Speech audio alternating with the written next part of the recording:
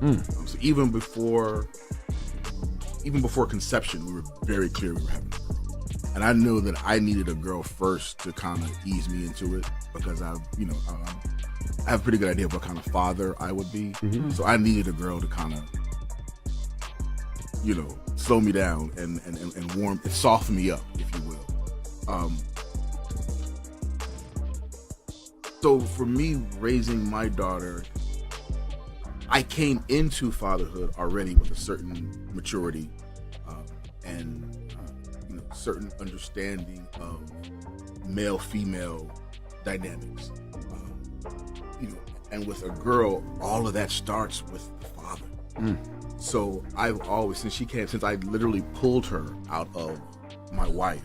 The world stopped cold when the news dropped. Malcolm-Jamal Warner, the legendary actor, poet, and cultural force, was gone. A drowning off the coast of Costa Rica on July 20th, 2025, took his life and left fans across the globe in shock. Whether people knew him personally or just grew up watching Theo Huxtable on their screens, his sudden death hit like a punch to the gut.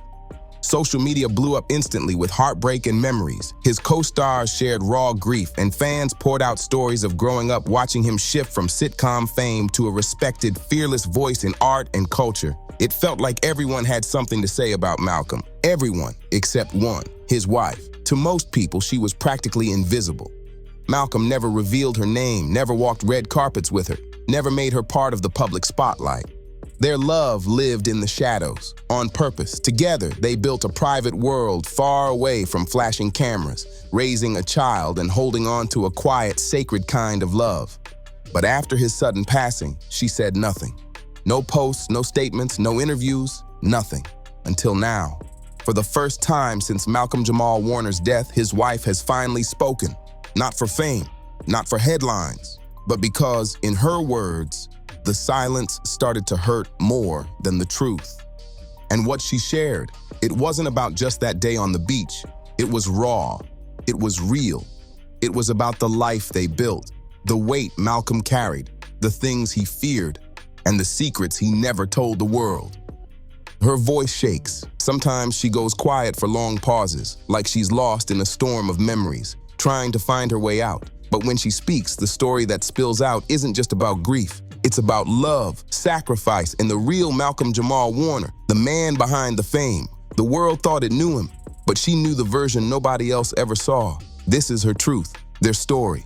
And for the first time, we're seeing a side of Malcolm-Jamal Warner that was never on display. Until now. Their first meeting wasn't some Hollywood fairy tale. No flashing lights, no screaming fans. Just a quiet little bookstore in Silver Lake, Los Angeles, tucked between a sleepy coffee shop and an old-school record store. Malcolm was in the poetry aisle, flipping through a beat-up copy of Langston Hughes. She was on the hunt for something by Audre Lorde, their eyes locked over a bookshelf. She recognized him immediately. Who wouldn't? He had been America's older brother, the one with the smooth smile, the contagious laugh, the cool presence that made growing up feel less awkward when he was on the screen. But this wasn't that Malcolm. This was a man in a faded hoodie, glasses sitting a little crooked, clutching a paperback like it was priceless. He didn't even notice her until she dropped her book. It hit the floor with a loud thud, like the world telling them to pay attention. "Langston or Lord?" he asked, raising one eyebrow, a sly grin pulling at the edge of his mouth. She let out a laugh, caught totally off guard. "I didn't say that," she told him. "That was the first spark.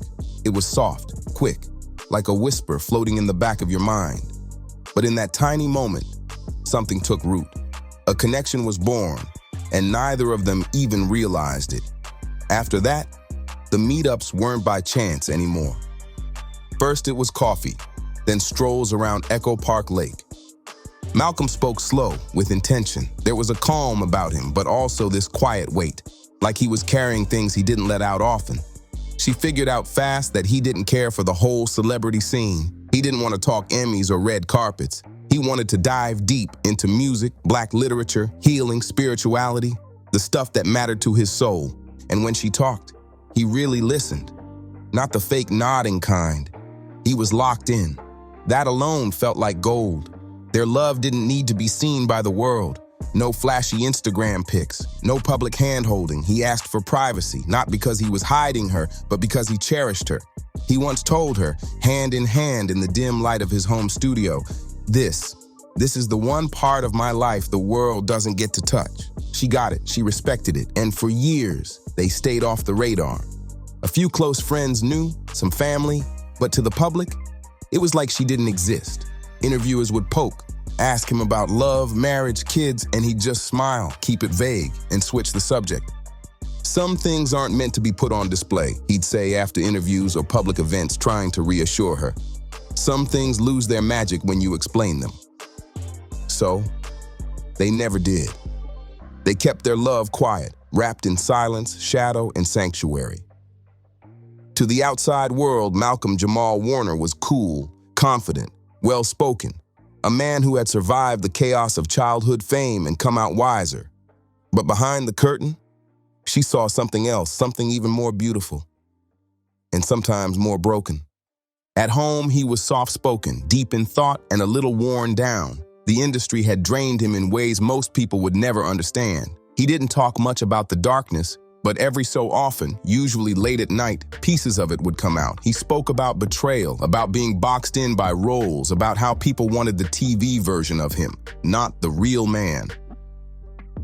"There were times I wanted to disappear," he whispered once while lying beside her, his eyes locked on the ceiling like it might give him answers.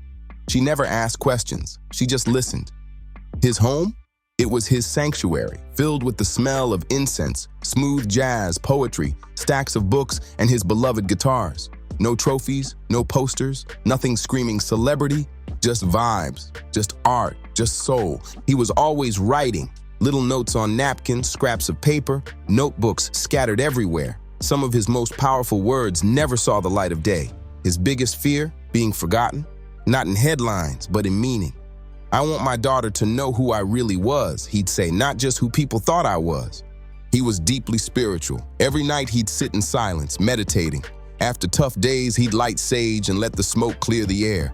He believed in energy, in ancestors watching over him, in the idea that we're all part of something bigger than ourselves. And that belief, it shaped how he loved, with patience, with real presence, with care. She saw him battle his demons in silence. Some days he'd retreat, shut the world out, and lose himself in the studio. Headphones on, heart wide open. When the world got too loud, music was his escape. It helped him process the stuff he couldn't bring himself to say out loud. But don't get it twisted. There was so much joy, too. He loved to cook and danced around the kitchen like nobody was watching. He'd cry during movies, randomly text her poems just because, and every night he'd sing soft lullabies to their daughter, even when she was way past the age of needing them. To her, he wasn't some celebrity. He was just him, a mix of strength and fragility, confidence and doubt. A brilliant man still learning how to live fully, even with all the scars he carried. And she loved every part of him for it. Their daughter came into the world on a rainy February morning. He held her like she was made of glass, so delicate, so bright. He didn't say a word at first, just stared at her, his lips trembling, eyes wet with emotion. Later, she'd joke it was the only time he'd ever been speechless. But the truth? He was overwhelmed by the beauty of it all, the weight of fatherhood, the opportunity to break cycles and write a new story. "I didn't know love could feel like this," he whispered. They made a decision right then. No press releases, no baby pics in glossy magazines, no talk show name reveals, none of that. Just them, just their little world. And she never felt hidden. She felt protected. He had been burned by the spotlight before. Relationships torn apart by tabloids. Lies spread online like wildfire. This time, he wasn't playing that game. He wanted his daughter to grow up without camera flashes in her face, without strangers speculating about her life. He wanted her to have peace, and he was willing to fight for it. They raised their daughter in peace, no flashing lights, no headlines, just real life. She went to school like any other kid. They hit the parks, browsed local bookstores, strolled through farmers markets. If someone recognized Malcolm, he'd smile politely, say thank you, then gently steer his daughter away. She didn't really get who her dad was, not until she was old enough to type his name into Google. "What's the Cosby show?" she asked one day, giggling while holding up an old DVD set. He laughed too. Just something I did a long time ago, he shrugged. But she started noticing more. The way people looked at him with a weird mix of awe and nostalgia. The way grown folks would call him by a name that wasn't even his real one. Still, he stayed grounded, always. He read to her every single night, taught her guitar chords, made up ridiculous songs just to make her laugh. Whenever he traveled, he brought back books instead of toys. And when she got sick, he was always the one by her bedside all night long. Their home was quiet on the outside, but inside, it was full of life. Music, laughter, late-night convos, whispered prayers. They were each other's safe space. And in those private, off-the-grid years, they built something sacred, something solid, something nobody would ever really understand until it was gone. That trip to Costa Rica? It was supposed to be a breather. Just a break from the grind, from the pressure, the headlines, the stress that had started to show in Malcolm's face more and more. He'd been pushing himself too hard lately, performing at poetry events, directing creative projects, helping his daughter prep for her first school play. He kept smiling, but she could see it. The weight in his eyes, the way his shoulders hung lower. So when he brought up the idea of getting away, just for a little while, she didn't even blink. She said yes, instantly. They needed it, he needed it. They got to Costa Rica 2 days before it all changed. The beach was calm, warm, and nearly empty. Nothing but the steady, rhythmic breath of the ocean just beyond their rented villa. Malcolm seemed different out there, lighter, free. He played music while they unpacked, danced barefoot in the sand with his daughter, and cooked breakfast quietly as sunlight poured across the floor like liquid gold. I needed this, he told her, that first evening, sitting close on the patio, his arm wrapped around her waist. I forgot what peace felt like. But there was something in his eyes she couldn't ignore. A shadow, something unspoken. It felt like the end of a poem that never quite lands, a truth he still hadn't shared. Then came July 20th. They woke up early. Malcolm made coffee, humming an old Coltrane tune. Their daughter was already in her swimsuit, darting around the villa, full of joy. He watched her the same way he always did, like he couldn't believe he'd helped create something that perfect.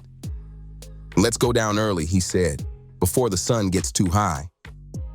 They headed to Playa Cocos just after 8 a.m. The tide was creeping in, but the water looked calm.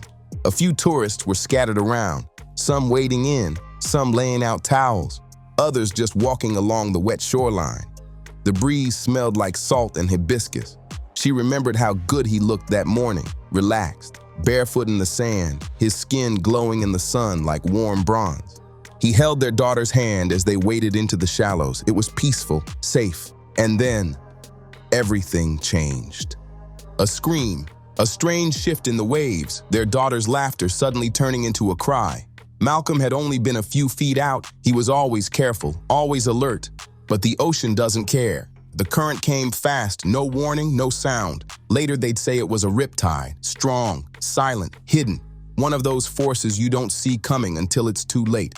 The ocean dragged him under, fast. It all happened in seconds. She screamed. Their daughter stood frozen, wide-eyed, silent. 2 surfers jumped in right away. Tourists started rushing over, trying to help. But all she could do was stand there, helpless, watching the sea steal the man she loved.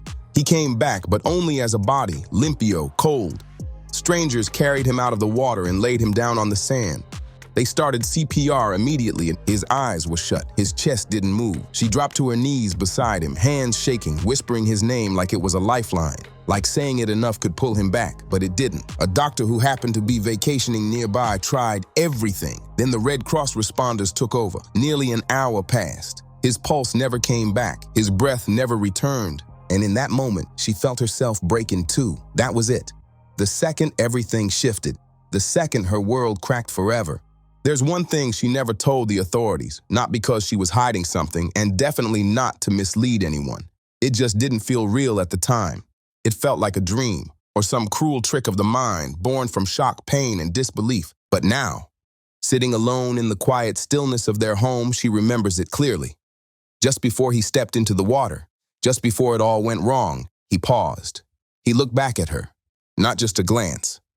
A long, quiet stare that held something deeper, something off. His hand had slipped from hers slowly, not quick, not rushed, and she remembers that part the clearest. He kissed her forehead gently as their daughter ran toward the edge of the waves. Then he pulled back and stared. There was something in his eyes, not fear, not doubt. It wasn't panic either. It was something else, something that felt like knowing. She's replayed that moment 1,000 times, and still she can't shake it. Did he feel something shift? Was it his body sensing the tide turning, or was it something deeper, emotional, spiritual? Was that moment on the beach a goodbye he never spoke out loud? She told the police everything else, the timeline, the wave, the CPR, the panic, but she never mentioned that look, because even she didn't understand it, not then.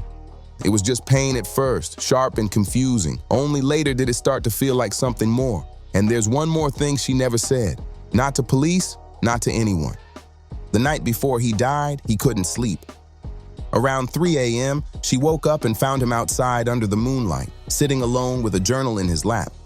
When she asked what he was doing, he looked up, smiled softly, and said, "Writing down the stuff I haven't said yet." He never told her what was in that journal. And after the accident, it was gone, not in his bag, not in the villa, not with his clothes, vanished. Maybe he left it behind on the sand. Maybe the ocean took it, or maybe he wanted it gone. She can't stop thinking about it because maybe, just maybe, he knew something.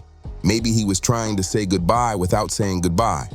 A quiet farewell tucked inside his usual calm, poetic way. She's never said this part out loud, but deep down, it's there. The thought she can't shake. Did he know he wasn't coming back? That morning on the beach, he'd said something softly, nothing dramatic, no speech, just that subtle, soulful way he had of blending truth into poetry. They were standing there, watching their daughter laugh and chase the waves. He reached for her hand, gave it a single squeeze, and said, "If anything ever happens to me, tell her who I really was." She laughed it off. "Don't say that," she told him. "Nothing's happening to you." He nodded, but kept his eyes on the ocean. "I know, just if it ever does, don't let them turn me into something I wasn't. Not for legacy, not for image. Just tell the truth." At the time, she thought he meant it metaphorically. Maybe about his career, maybe his childhood. He'd always wrestled with how the world saw him, either frozen in nostalgia or forced into some role by public expectations. Very few ever got to see the whole man.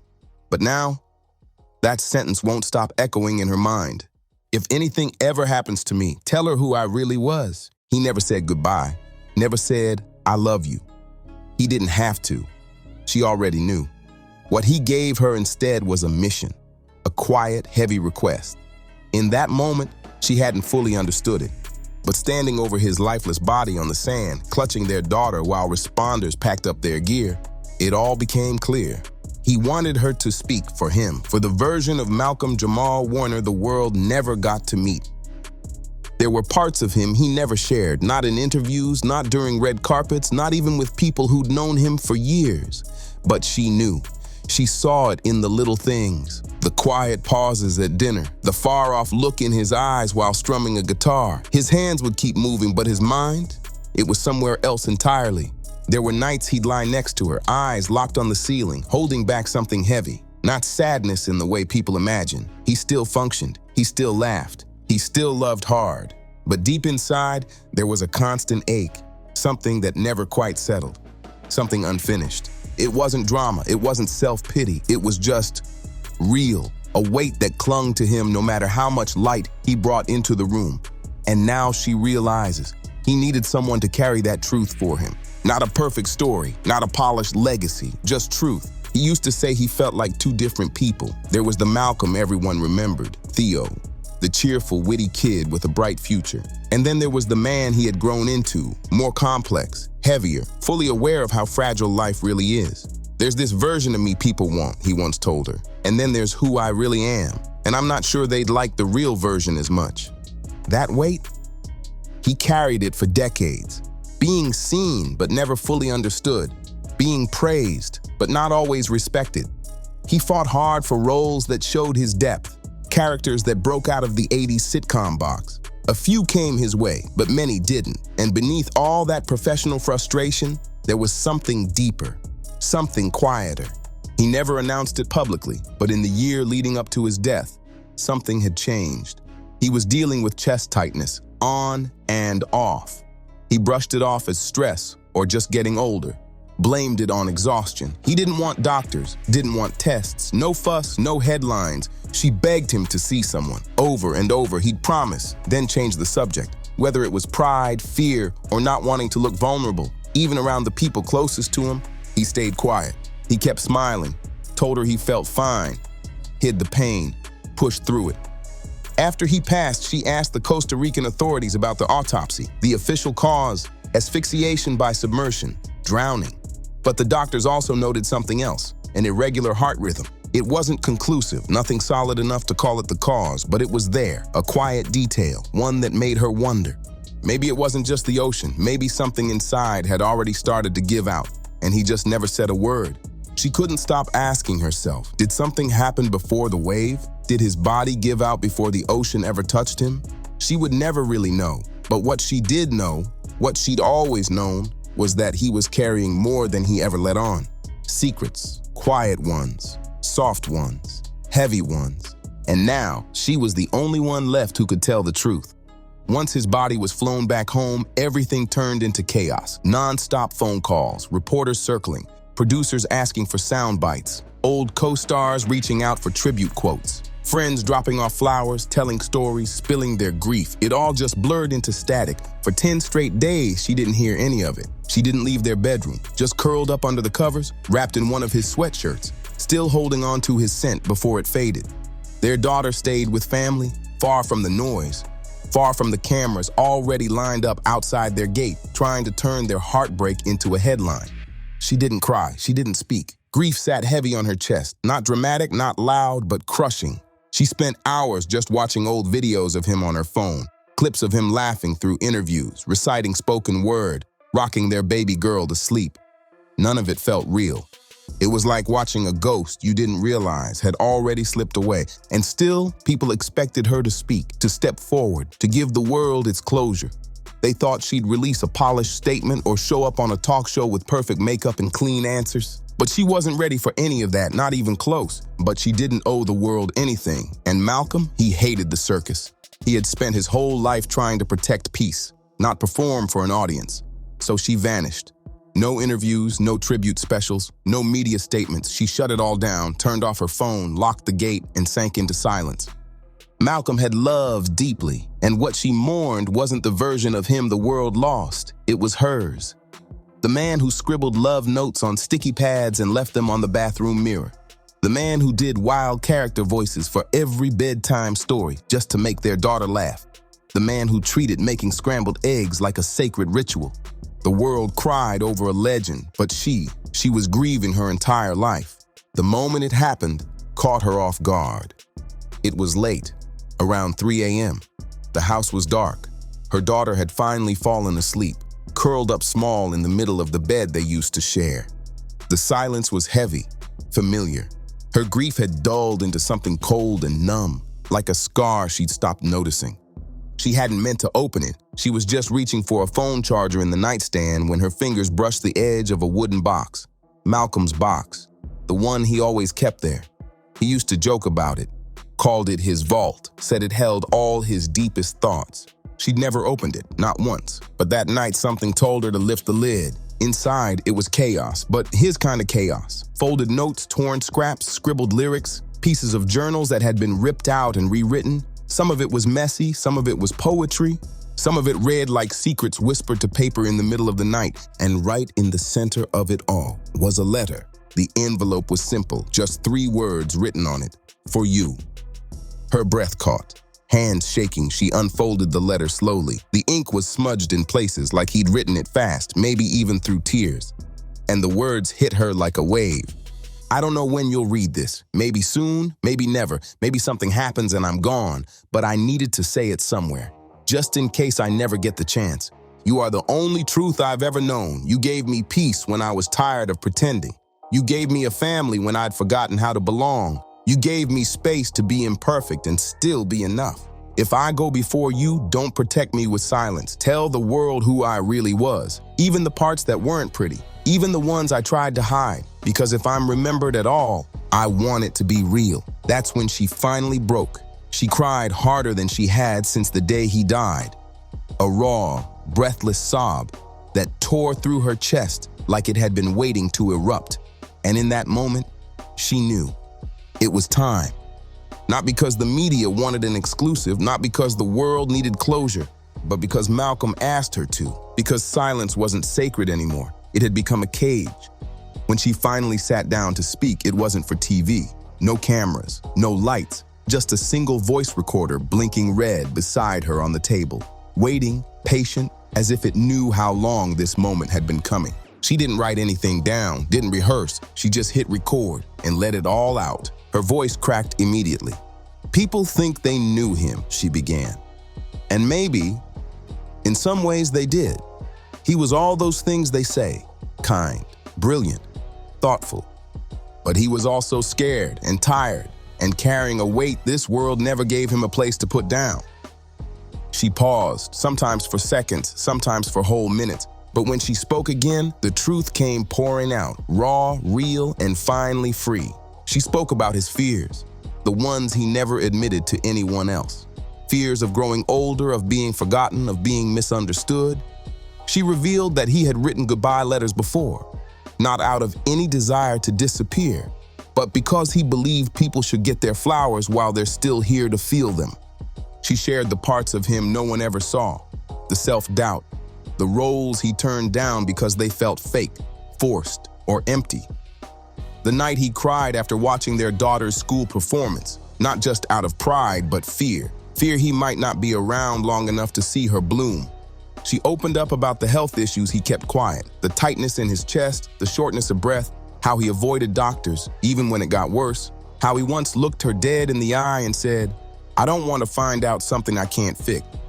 And then she talked about that final day, the look he gave her, the stillness in his body before the waves even touched him. "I don't know if it was just the ocean," she said. "I really don't. Maybe it was the current. Maybe it was his heart. Maybe it was just time. But whatever it was, it took the best part of me with it." And then, finally, she said the one thing she'd been holding in. "I don't want to stay silent anymore because silence won't bring him back, but maybe the truth will finally let him rest." She stopped recording after that, not because there wasn't more to say, there was, but her voice couldn't carry it any longer. The world had finally heard her, and with that, the truth was starting to rise. 1 week before his death, Malcolm-Jamal Warner had written another letter, one he never handed to anyone. It was buried in that wooden box, tucked away in a drawer she hadn't opened until that sleepless night. In it, he poured out everything, his fears, his love for their daughter, his hope to be remembered for who he really was. He never wanted to be remembered as some perfect icon. He wanted to be seen as a real man, flawed, human, trying his best every single day. In that final letter, he confessed how drained he was by the illusions of fame and how he hoped that one day his art and truth would outshine the image the world built around him. What hit hardest, he asked her, if he ever passed, to be brave, to share the real story, so people could finally see the man behind the name. She hadn't shared that letter until now. The pain had been too sharp, and honestly, for a long time, she didn't think the world was ready to hear it, but now, with her grief still raw, she finally understands. Silence isn't protection, it's erasure. To her, Malcolm-Jamal Warner was never just an actor, never just a face on a screen. He was a father with soft, steady hands who built a world of safety for their daughter, a husband whose quiet, steady love held their family together, an artist whose soul reached far beyond the red carpets and spotlights. Their daughter remembers him not for the fame, but for the magic, the way he could turn bedtime stories into adventures, the way he made ordinary moments feel unforgettable. She carries his spirit now, his curiosity, his warmth, his spark in her eyes and her laugh. His legacy isn't just in awards or old reruns, it lives in the people he loved, the truth he never got to say out loud until now. Her final message is raw and clear. Malcolm-Jamal Warner was a man who asked for privacy, but gave everything of himself in return. He was a light, quiet, steady, but burning with purpose. A kind of love that never begged for attention, but deserved every bit of it. And today, she breaks the silence, not just for him, but for anyone who's ever felt overlooked, misunderstood, or forced to hide parts of themselves to survive. This is for the ones carrying invisible weight, for those living between what the world expects and who they really are. If this story hit you deep, if you felt something real while hearing it, don't just scroll past. Like this video, subscribe to the channel, and drop a comment below. We want to hear from you. What did Malcolm's story mean to you? And hey, share this with someone who needs to hear the truth behind the fame. Hit that notification bell so you never miss another powerful untold story. Thanks for watching and for helping us honor the real Malcolm-Jamal Warner. See you in the next video.